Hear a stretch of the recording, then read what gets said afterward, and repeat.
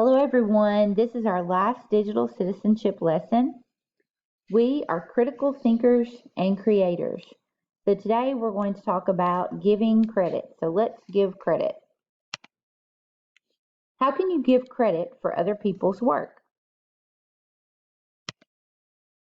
Credit is giving recognition to a person that created something. Just for instance, if you created a beautiful picture and then your friend came along and took credit for that, think about how that would make you feel.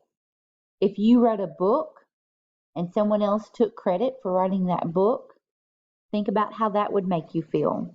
So just as we give credit to people who actually create things and we have them in person, we need to give credit to people who create things that are posted online.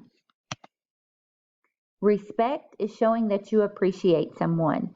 So when you give credit to someone, you're showing them respect. That's a form of respect. So this is how to give credit to a person. First of all, you need to make sure that you include the author, the title, and the website. So here are some examples.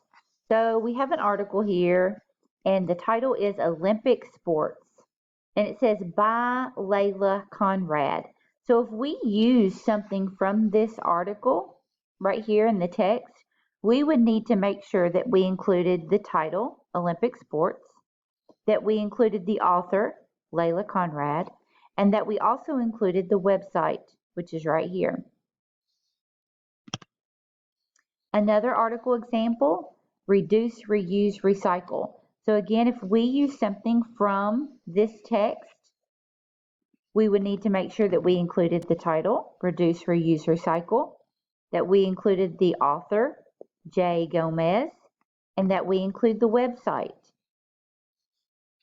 And then our last example, bald eagles. So again, if we included something from this piece of information, we would need to make sure that we included the title, bald eagles. The author this time is the National Birding Association, so we would need to make sure we included that, and then the website. Again, don't forget to do your exit slip. Happy Friday.